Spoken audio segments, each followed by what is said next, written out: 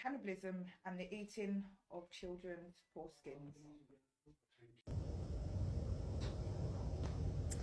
What's up, everybody? I want to talk about this video really quickly. Please watch it. Very important information. I'm still in the hospital, as you can see, but I'm still researching, I'm still studying, I'm still doing what I gotta do for my knowledge. There's so much going on in the world, but I've been trying to stay cocooned in the spiritual realm, the study realms, the darker realms, the shadow worlds.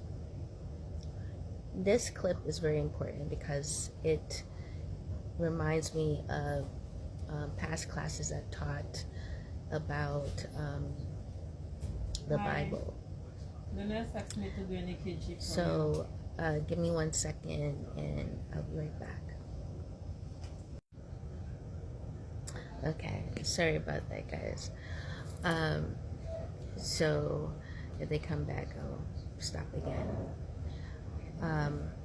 I really encourage everyone to study the Bible inside and out, really understand it, as well as the Quran and the Hadiths. I really would encourage you. The Torah or Talmud, the Torah, the first 5 books of the Bible, really study those. Why? Because you will understand the amount of discrepancies from the get-go. The Bible is the youngest book on the train tracks of old spiritual texts. It's the youngest, meaning it's closer to our time frame. You need to go before that, before the Bible came into play, before all these things came into play. You have to understand who came onto the earth plane, and the different visitors that came to the earth plane. In this video, it really breaks down about the foreskin of a child, the nutrients, the power in that, why these demonic beings are surviving, why do they take children, steal children specifically, and the mechanism of feeding. It's all in there. In the last part, he talks where there's Abraham, or the God of Abraham. We have to question, who is the God of Abraham? Because the God of Abraham is not what you've been told is true. And it's interesting because in Egypt been talked about this. This is why when you get about the stories of Moses and freeing his people from the grips of the Pharaoh, but yet wanting certain things from Egypt and Pharaoh at the same time. There's so many things that have been left out of scriptures or the Bible. You have to go to original scriptures, pre-Bible time. And why? These are not gods. These are beings pretending to be gods, right? Of some type of helping that you will give them. And if you look at the demeanor of the God of Abraham, is very vampiric energy, right?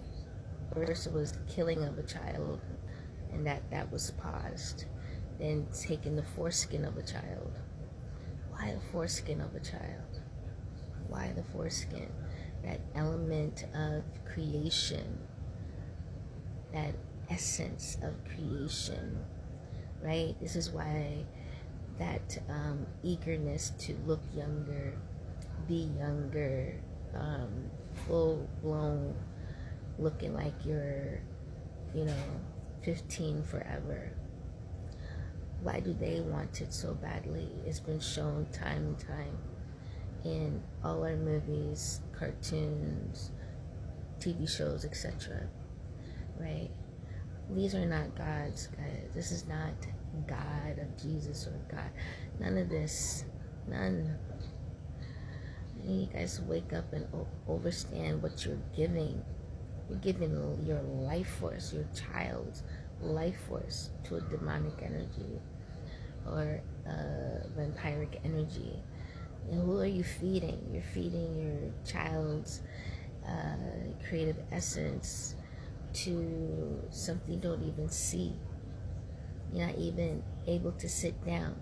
Oh, they're talking about, that will suffice me because I'm a jealous God. No God is jealous.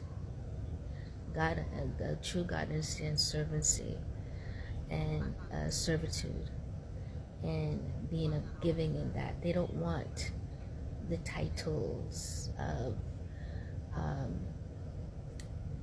to be looked upon in such a way. No true gods. It's about being of service, right? Being of service. These beings that come across the Old Testament books and the New Testaments are all about power, all about control, all about following their order and what will happen if you don't follow their order. It's a God of fear. It's a God of control. It's a God of spinning the wheel of the mind and the soul. No true God needs your child's foreskin. If you're a God, you're able to do the living of lifetimes without anything from a being born as human. I need to think about that. The one thing these groups from the early Testament on wanted was the knowledge, that craving of knowledge that the pyramids held and they're still trying to find. You will never find. You'll get crypts of it, but you will never find because you don't have the capacity or capability of knowing how to open. You don't have the codes. But they will continue to search and do these things because they're maddening for the codes. And you have to understand these things. Stop giving away your power. A God does not need its human creation to give it power. So you have to ask yourself, what are you doing? Stop being in denial. Stop holding on to things that you have not studied for yourself in research. And out of fear, you're holding on because of the what if I do die and go to heaven, or come up with what? Come on now. Think. Study. Research. Stop being blinded. I apologize for the way this is being recorded. It's not the best quality. I apologize, but I pray that you can hear what I'm saying. Har Ha Mahadev.